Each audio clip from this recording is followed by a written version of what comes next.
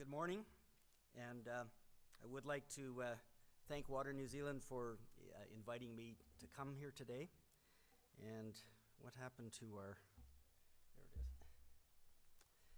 just so I can give a presentation. It's a pleasure to be here and address your conference. I need to say, for those of you who were present yesterday for the workshop on Havelock North, my first two slides are similar to what I started with yesterday, but I promise you the whole talk is not, so you don't need to nod off.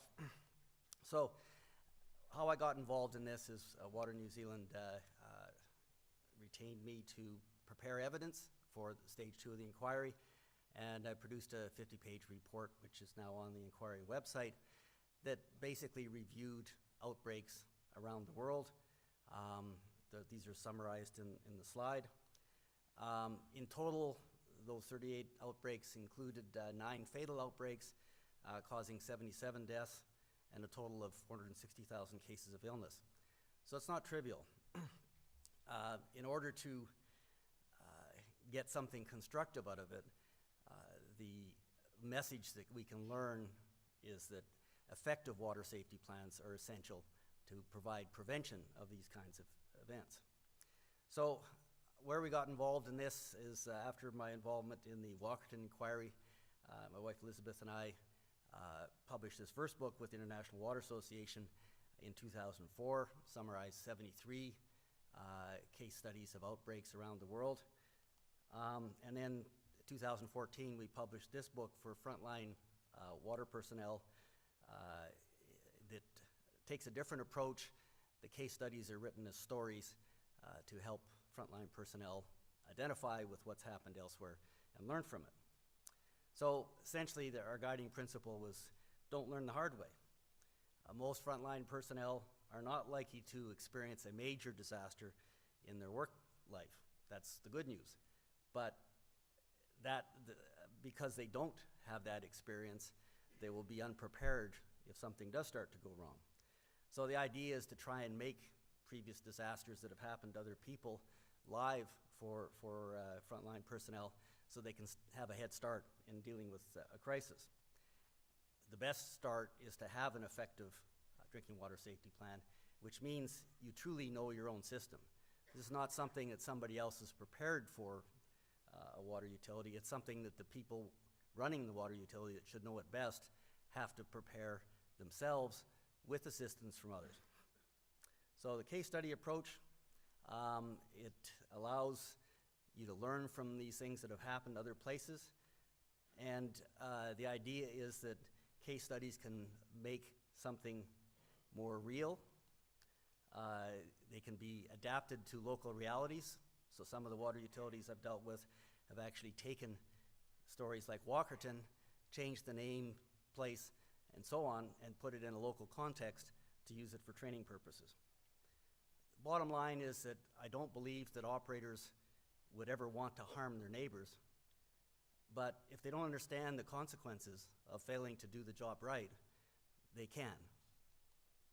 So the idea is that personnel, if they understand the implications of failure, will want to do a better job, will be curious, and seek out trouble. So what we do with the case studies we present is ask questions like, could this case, the particular case study, something like that happen to your system? Would the failures that occurred in that case study have been detected by your system management? Would your system have responded appropriately to all of the signals if they were detected? And if you have an effective water safety plan in place, it should help you answer those questions. So, go through very few cases that we've reviewed. First of these is from Scotland, a small village called Hrudey. It had an outbreak in 1995. It's only 50 miles from Edinburgh, population of about 1,100. They were supplied by a regional treated water system that used geography to provide the pressure in the system. Basically, the water was stored at the top of that hill and fed by gravity to the community. This all played out on a Friday, which seems to happen sometimes. They got a phone call at 9:55 in the morning, somebody complaining about discolored water and mentioning not feeling very well. The caller was located in this one district. The first call was followed by 3 more complaints. Anytime you're running a water utility and you get a cluster of complaints, alarm bells need to be going off. One of these was within 100 meters of the first. The other 2 were in another water service zone. This just shows the layout of the community. On the right side, you'll see that the mains goes off to supply a vegetable processing company. On the left, you'll see the water supply comes in through a pressure reducing valve from that hillside. So that's the community first called in with the complaints. Ultimately, and I don't have time to tell the story exactly as it unfolded, over the course of the day, the problem was traced to a cross connection at the vegetable processing plant. And this is what happened. Prior to 1992, the plant used to draw raw water from the creek, the parallel line running up the middle of the diagram, and wash vegetables with raw creek water, and they used the public mains water for a final wash. And at that time, the sewage treatment plant, which was located upstream of this location, the dotted line there shows they had their effluent pipe discharging downstream. Between 1992 and 1995, in March, the vegetable plant had decided they were paying too much in town water, so they drilled a well and used well water for both the first wash and the second wash, and they capped off their connection to the main supply. Then, this is where the weird stuff happens. Combination of things. The part of their construction when they put in the new well was they relocated the stream so that now the sewage treatment outfall is upstream. Their well failed on them in March of 1995. So they reconnected to the raw water, drawing downstream from the sewage treatment plant, with the intent that it would be used for the first wash, and they reconnected to the mains water supply for the second wash. Problem was that they still had this cross connection between the 2 systems, and the one that was contaminated with sewage was at higher pressure. So this is the creek. You can imagine how much dilution the sewage treatment plant received. Bottom line is major outbreak happened. The good news, 765 people out of 1,100 were ill. The peak of 149 cases actually happened on the day when all these complaints started coming in, but the contamination had been going on for a few days before that. Now, this one got written up because it was the toxigenic E. coli 0157H7 was the first documented case of drinking water spreading this pathogen. This can have very serious consequences. It did in Walkerton, which I'll talk about shortly. The fact that so many people were sick, but no one suffered the serious consequences from E. coli 0157H7, and no one died, may have been partially achieved by the fact that the system was chlorinated. But chlorination, when you dilute your drinking water with sewage, is not going to be effective. So about 2/3 of the population had been exposed by the time that a boil water advisory was finally called. Next case I want to talk about, which has a lot of similarities with what happened in Havelock North. This is in Alamosa, Colorado. Beautiful spot in the shadow of the mountains. It's only a few hours from Denver, which is the headquarters of the Water Research Foundation and the American Water Works Association. So a lot of expertise in drinking water around. A town of about 9,000. They were served by 7 deep artesian wells. Now these are deep. They were cased from 150 to 275 meters, with their producing zones from 275 down to 550 meters. Compare that with Havelock North, which was 11 meters. They had very high quality groundwater. They had only had detections over the previous decade of total coliforms a few times in 2002 and one total coliform result in 2006. They were all negative on resampling, and total coliform is really not a very good indicator for fecal contamination anyway. Should be using E. coli. But they were operating under a state-granted waiver since 1974, allowing them to distribute that high-quality water with no chlorination. And from March 5th through April, they experienced an outbreak of salmonellosis. This is just showing a map of the place. Note the Weber well up in the left-hand upper corner and the Weber Reservoir. These ended up being the focus of the investigation. The source water was not the cause. Aquifer was not contaminated. This was contamination that occurred in the storage and distribution system. The Weber Reservoir was the most plausible site for contamination. It had been constructed in 1979, inspected in 1997. The last inspected in 1997, so more than 10 years earlier. The roof and the exterior wall were in poor condition. There was cracking, and it hadn't been drained or cleaned since 1984. So essentially poor maintenance. So even though they had high quality groundwater coming in, the storage site was grossly inadequate, and the best explanation for what happened was that vermin managed to get into the reservoir, and whether they physically got in or whether it was just their feces washed off the roof, it was not secure for that purpose. They also identified a number of cross connections, including two with funeral homes and one with a meatpacking plant.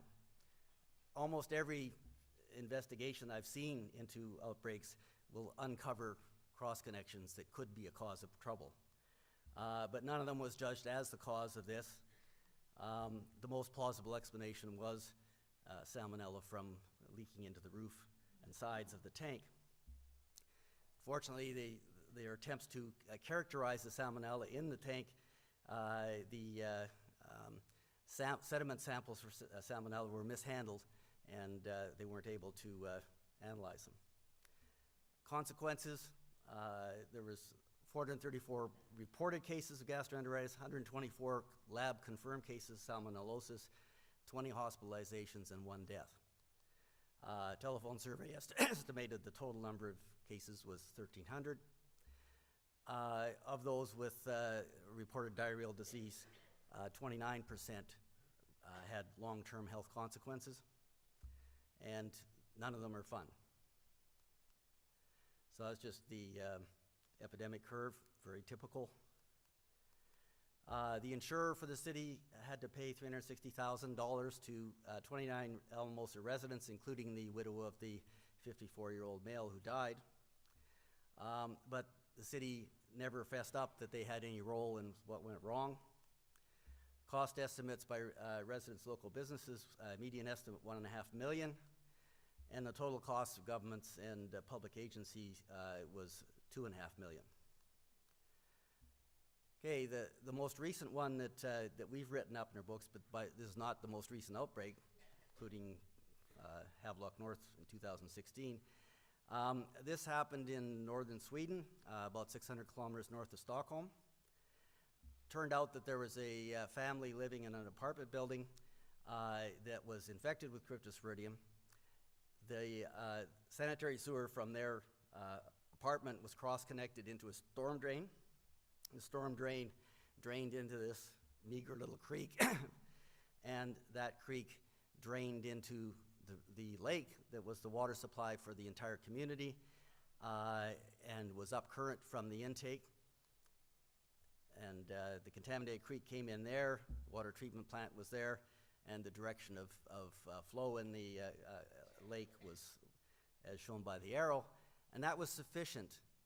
Contamination from a single family traveling through that narrow little creek was sufficient to cause the largest cryptosporidium outbreak in European history, 27,000 cases.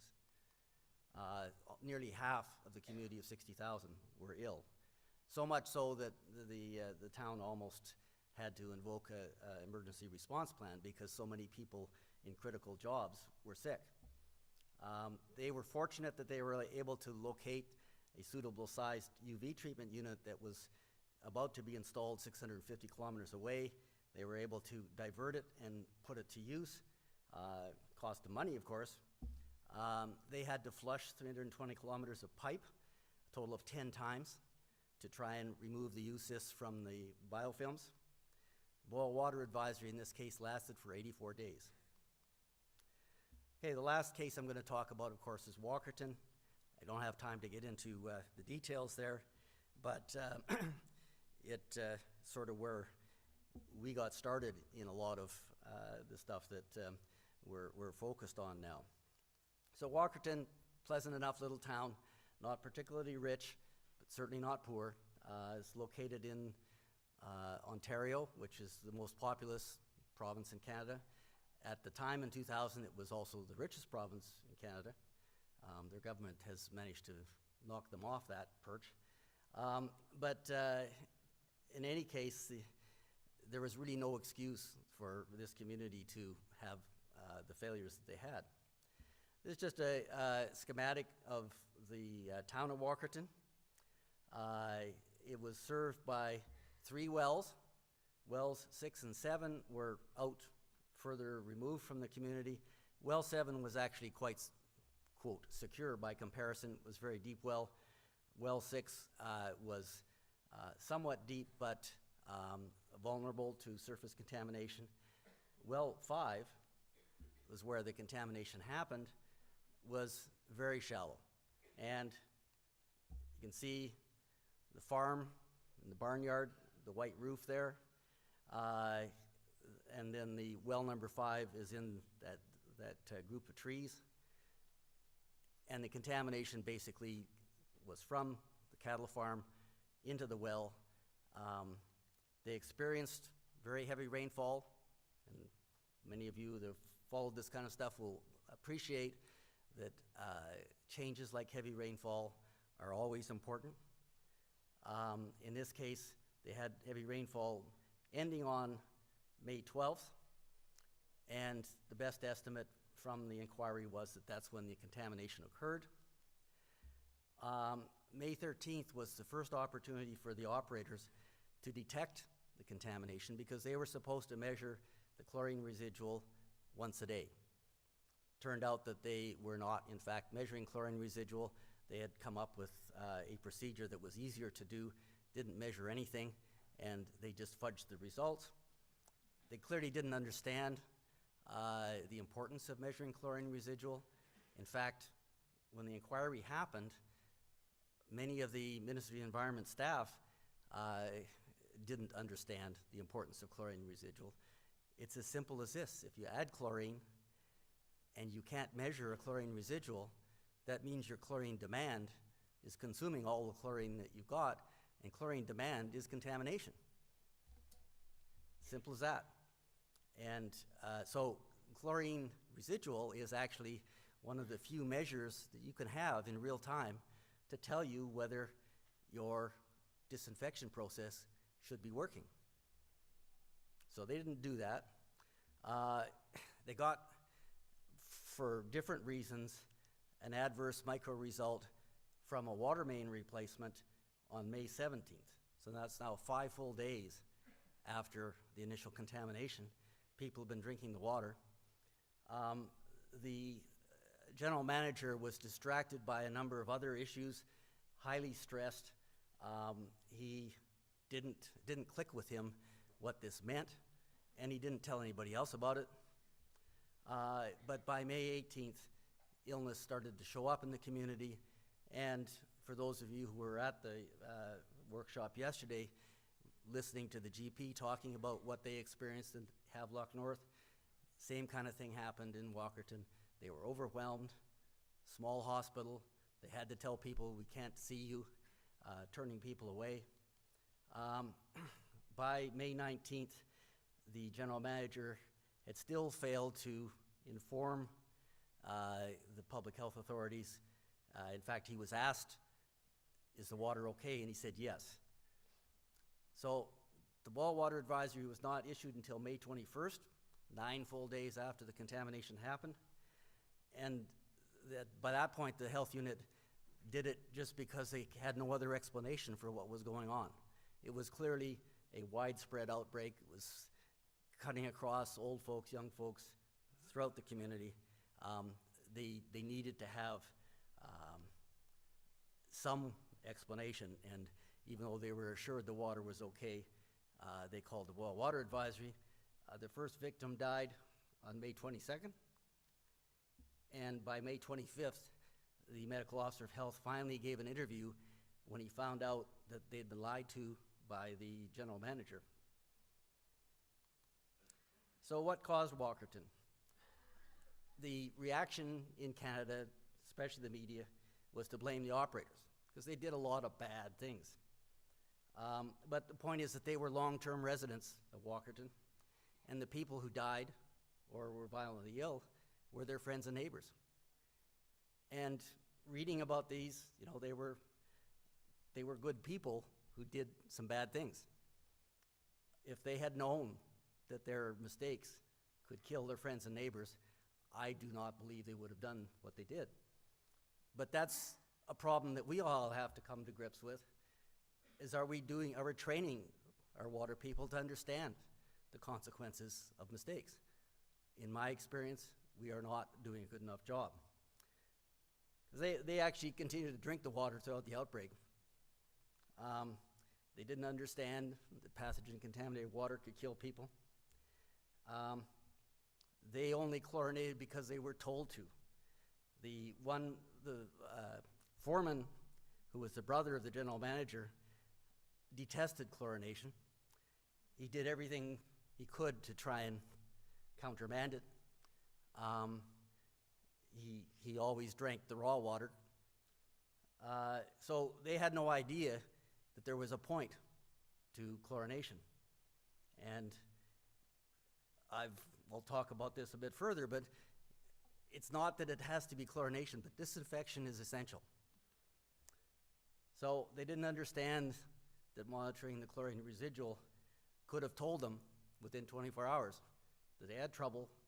If they'd shut the system down, called a boil water advisory, and started bringing in bottled water, chances are no one would have died.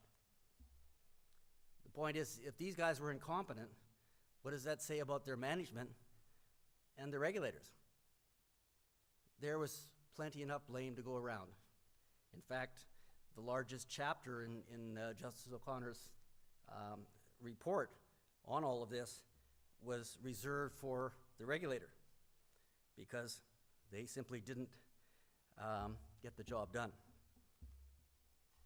So this idea about chlorination, I sense is a hot topic in this country. You're not alone. I became aware that one of your members of parliament has expressed some views on this. In fact, this is a news report, and off his webpage, you can't read that, but this is what he said. Let's start with the principle that we all want safe drinking water. Well, yeah. No one wants a repeat of the Havelock North debacle. Whole populations coming down with illness is totally unacceptable in the 21st century. In a Radio New Zealand interview on the Havelock North issue a few months ago, Water New Zealand President Brent Manning stated that he believed every municipal water supply should be chlorinated. Now, Brent's told me that was actually John Fowler that said that, but it doesn't matter. But he goes on to say that was the wrong response. If the question is, how do we ensure safe drinking water, the answer is certainly not, quote, add chemicals. Now, when I gave an interview to Radio New Zealand last week, I had to point out to the interviewer that water is a chemical. So it's kind of... Now, in the stage 2 inquiry, the reason I knew about this particular fellow and his comments was the inquiry actually asked the expert panel that had been assembled to comment on what he had to say And this is the quote they gave to him. He said, Nash said, "It's unacceptable and unnecessary.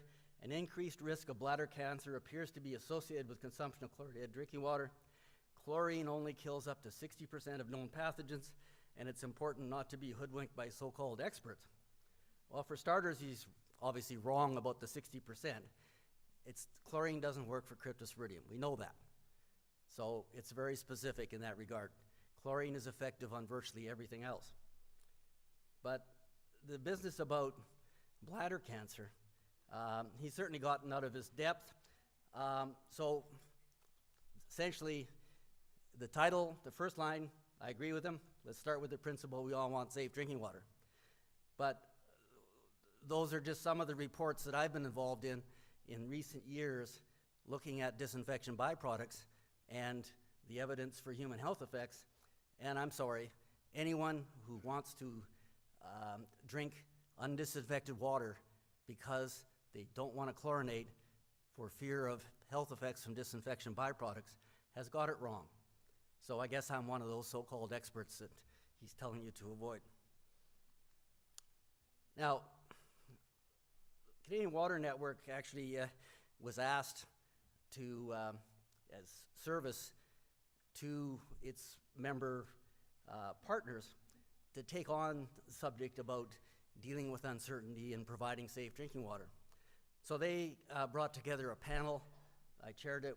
We had John Fowle, a toxicologist from England, Bill Lease, an expert in Canada on risk communication, Joan Rose, who many of you will know from Dr. Crypto fame. She's probably the best known of the microbiologists who put crypto on the map, and Martha Sinclair, who many of you may know from the Health News newspaper or newsletter that she puts out from Australia. So don't have time to get into all that we dealt with on this, but I'm going to show you one idea we came up with. To manage risks, you need to have some way of distinguishing small risks from bigger ones. So we looked at it and said, well, there's really two big dimensions to think about here. There's the magnitude of the risk and how confident are you in your estimates. So on the risk magnitude scale, risk magnitude can simply be estimated as a product of probability times consequences. So if something is high probability with modest consequences, that could be important, or it could be low probability with disastrous consequences, and that can be important. But the point is, it has to be based on concentration of contaminants that are actually found in drinking water. Now, if you have contaminants that are highly prevalent, then that will increase the probability of exposure. On the confidence axis, if you have a high level of confidence that diseases are caused by contaminants that occur at levels found in drinking water, that will take you to the right side of the matrix. So essentially, the red box here is the things you should be most concerned about: high risk magnitude with a high confidence in the risk magnitude estimate. The orange box, high risk magnitude with a low confidence in the risk magnitude estimate. In other words, high uncertainty. The yellow box is low risk magnitude, low confidence in the risk magnitude estimate. So still high uncertainty, but a low magnitude estimate. And then finally the green one, which is good stuff, low risk magnitude with a high level of confidence in the estimate. So let's put some names in here. Campylobacter, Cryptosporidium are definitely in the red box. In fact, all waterborne pathogens belong there. Disinfection byproducts potentially have a high risk magnitude because they occur wherever you disinfect. But our uncertainty in the health evidence, and we've been at it for more than 40 years, looking for evidence of health outcomes, and frankly, not convincing. Pesticides put in the yellow box. Sure, pesticides can poison you, but drinking water is not a particularly effective means for distributing pesticides. Yeah, if somebody spills a load of a pesticide tanker upstream of your intake, you might have a problem. But typically the runoff levels where most of the things are barely detectable, the likelihood of health impacts is low. And then calcium will say, we're pretty confident that calcium doesn't cause negative health effects via drinking water.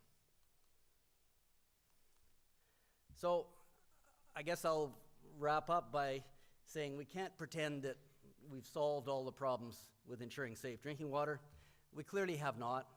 Outbreaks like Havelock North wouldn't be happening if we solved them. The catch is, and the thing that's frustrating, is we do know how to prevent them. Now, this is a picture from an operating drinking water plant within an hour's drive of Walkerton. We held a workshop there 5 years after the Walkerton event, and the idea was to try and capture for a group of young water professionals and graduate students what had happened. And the last part of the exercise was to send them out. We broke them into 3 groups, sent them out to small communities nearby Walkerton to do a risk assessment. And the folks who came back with this picture won. I mean, this is a drinking water plant. And the thing that's scary about it is, it was only 30 minutes from Walkerton. It was still operating in May 2005 when this picture was taken, and it was only shut down by the Ontario Ministry of the Environment in 2007. You just can't reconcile a commitment to water quality and public health with a picture like this. What is it that somebody doesn't get about what safe drinking water needs to be? You just can't reconcile lousy sanitation and inadequate maintenance with safe drinking water. And yet, pictures like this unfortunately exist. Advice I would give: if you wouldn't eat a meal there, you should not make water there. Okay, I'll close by repeating, and I apologize to the folks who were here yesterday. In an early exercise I had with the Australians, we recognized, because the operators in Walkerton testified they didn't read anything. And we were in the process of taking a very big binder, the 1996 Australian Drinking Water Guidelines, and making it bigger. So we came up with the idea that you needed to have a short list of guiding principles that anybody that's going to be engaged in this business understands. And so this is what we came up with. And if we'd only come up with number 1 and forget the next 5, you're still going to be ahead. Because the greatest risk to consumers are pathogenic microorganisms. You need to have that under control. If you can't get your water system under control for pathogens, you can't claim it safe, because it's not. Drinking water system must have a continuous, robust, multiple barriers. And the operative word there is multiple. Well, multiple means more than one, and there's a reason for that. You need to recognize any sudden or extreme change in water quality. That these disasters are always preceded by change. Now, not every change leads to disaster, but if you're not paying attention to the changes, you can't detect the disasters. System operators need to be able to respond quickly and effectively to adverse monitoring signals. That means they need to understand what you're monitoring and why you're monitoring it. If they're just writing down numbers, it's a waste of time. The system operators, and this includes everybody in the system, not just the people turning the valves, they have to have a personal sense of responsibility and dedication to providing consumers with safe water. And as we pointed out with the Hrudey example, you don't ever want to ignore customer complaints, because a lot of the cases that we've run across have been detected by customers first. And you need a sensible risk management approach. And you need to be aware that a lot of things are described as risk management, which are not. Good risk management requires a preventive approach. So these came from a group of international drinking water experts. New Zealand's Michael Taylor was one of them, a major contributor, and to my mind, they're just as valid today as they were when we developed them in 2001. So, bottom line is you can have cheap water, or you can have safe water, but you cannot have cheap, safe water.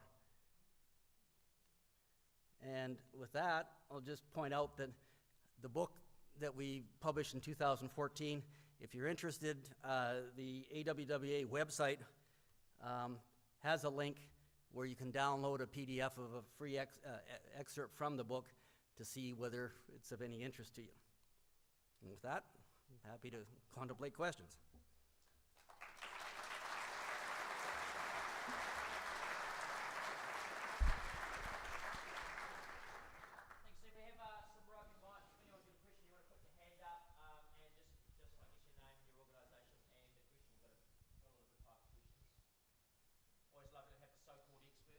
Yeah.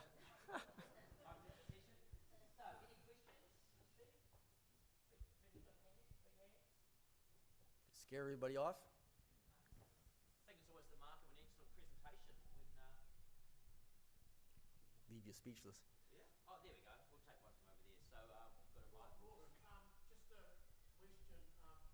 Do you think we need to pay more attention to what we do once we find our drinking water is contaminated? Do you think we need to pay more attention to what we do once we find that the drinking water is contaminated so that people get alerted sooner rather than later to boil water, for example? Yeah. Well, I mean, the depressing part of looking at all of these outbreaks is that in the vast majority of the cases, the boil water advisories are called after the outbreak is on its decline anyway. You know, because there's a lag time for people to get sick, that's why it's so important to have a preventive scheme in place where you're anticipating trouble and you can respond to the earliest signs of trouble. So that's why I'm so critical of the Walkerton operators, that they missed their opportunity to get that signal within 24 hours, and then they sleepwalked through the next 9 days with people drinking the water. So yeah, you want to get your boil water notices out as quickly and effectively as possible. There's ample experience, some of which we've captured in our books, of measures that people have taken in terms of having the police go door to door and you know, loud hailers and all kinds of things that can be done to let a community know. But unfortunately, it's usually after the fact that a boil water advisory does much good. Anyone else? Oh, down here.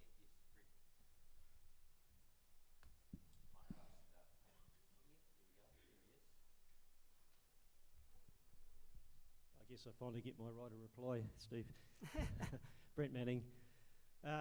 Look, despite being misquoted there, and we did have that exchange with the local MP, I guess it highlights a bigger challenge. We've talked here very much about what we in the water sector work with and what we need to do, and I think most of us I expect all of us are focused on that.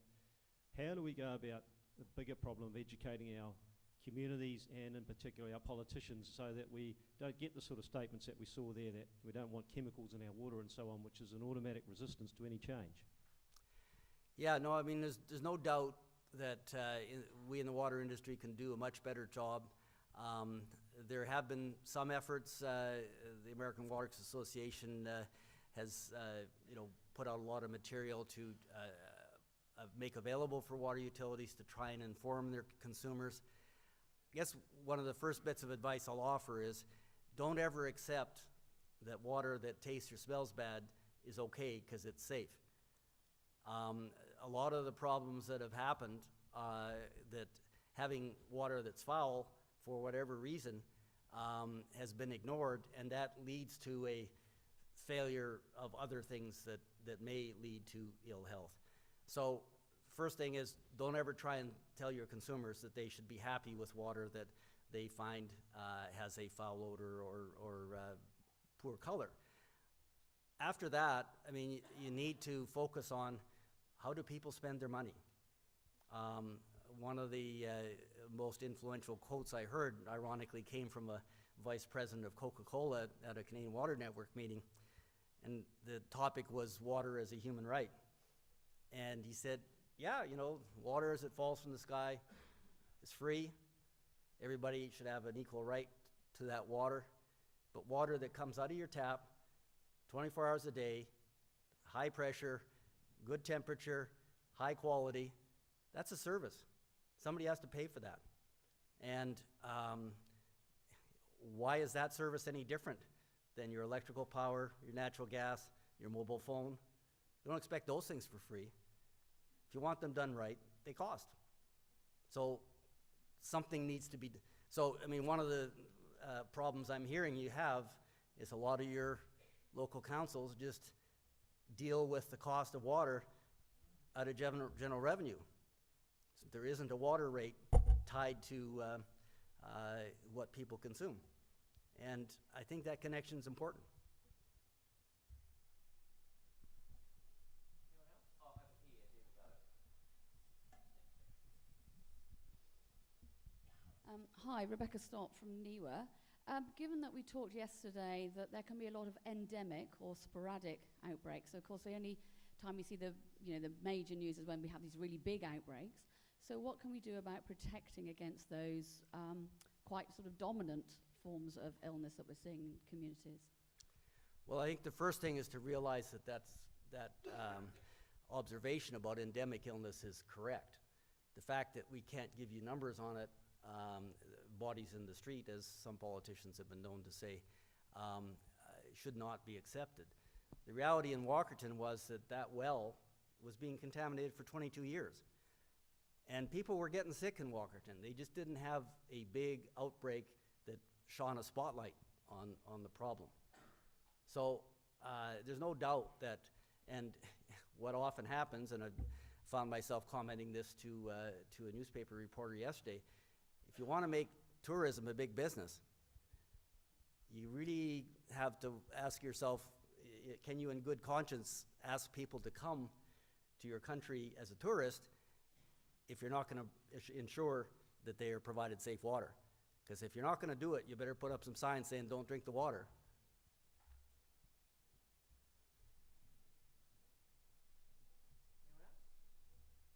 Anyone else? Steve, final words? Well, thank you again for the invitation.